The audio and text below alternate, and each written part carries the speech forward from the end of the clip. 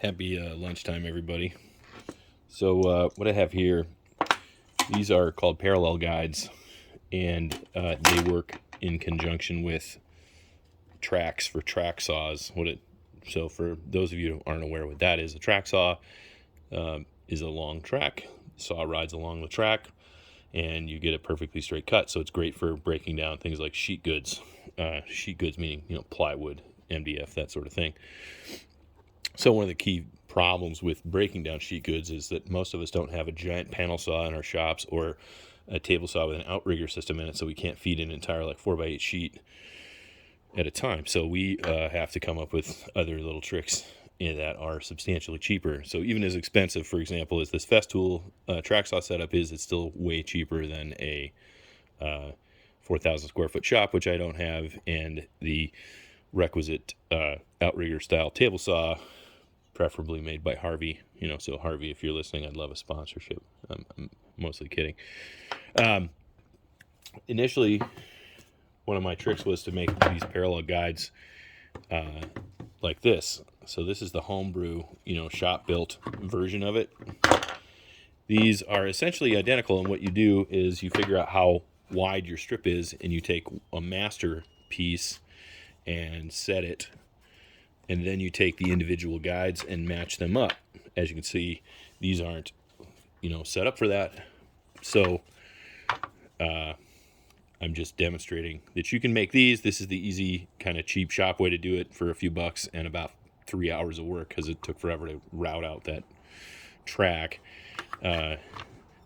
Actually I used a floor mortiser, but that's a whole other story.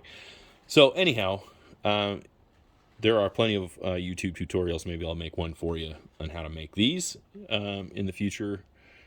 It's not actually that complicated, but it is not really worth your time.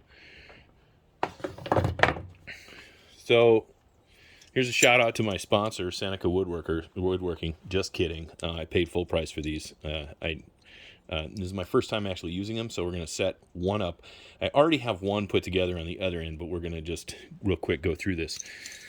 So it has these little clips that go inside of the rail on the slides, and that attaches this like so. And Seneca is smart enough to use some other actual market available product. So this is a T-track from Incra, and if you're familiar with Incra, it's a really high quality piece. So they just made some adapters, some slides that fit in place. Now the way we're going to make this align, these measuring strips are actually, they sit pretty tight, but they are adjustable. They slide, so they're not adhesive stuck in there, so you can actually set your adjustments. One word of caution is that every time you set this up, you're going to want to make sure that this is actually still set to where you did it last. So for the purposes of these next few cuts, it should be fine, especially since really the markings are really only used once while you set the clamp, and then once this is clamped in place, that's a hard set for that width. This is going to be set up for the wide widths, anything above about 10 inches wide. So now, one thing that's important to know, and this trips me up all the time too, this edge is where the saw blade cuts, but this really isn't where you should be measuring, because if you want your board to be exactly 10 inches and then you measure out a line 10 inches and you try to measure to this edge, you're going to wind up actually either adding or subtracting the kerf or the cut path of the saw blade. So this backside is actually the formed and accurate surface to measure from. So you'll have to add this distance to this distance. And how we did that, per the instructions, is I cut this piece of plywood to exactly 10 inches. So this is a known 10 inches now, and this is basically going to be my 10-inch reference today. I'll probably make a better one that's cleaner, because this is kind of garbage, but for our purposes here, it's going to function just fine. So we're going to screw this together, and I'll just start by just assembling it a little bit first, because it slides in a little easier that way.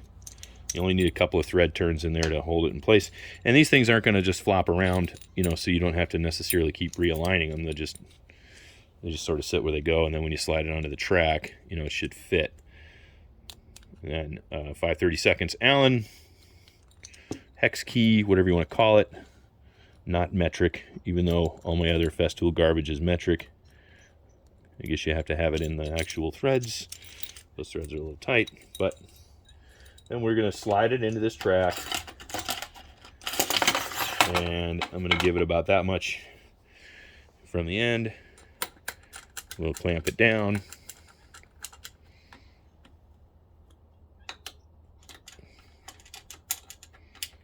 Probably should be talking during this, otherwise it sounds kind of boring. But, this is what happens when I'm just shooting a video with a phone. And that needs to get switched over. So as you see, the track has a particular alignment feature to it, so it there are two spots you can use these track clamps on either side. So we're going to clamp this down. This part's, mostly adjustable. And then we'll take our board and we will align it with the cut edge, because again, we're trying to cut 10 inches. I'm going to move the camera just a little bit there.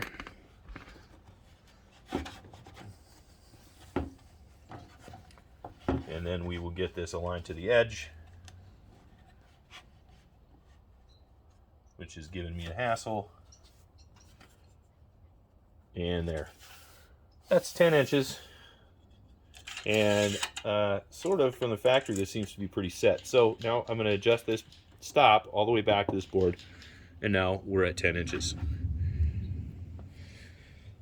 So I can say with relative confidence that I'm going to be able to rip an exact 10-inch board. What I really need to do is I'm going to rip to 17.5 inches.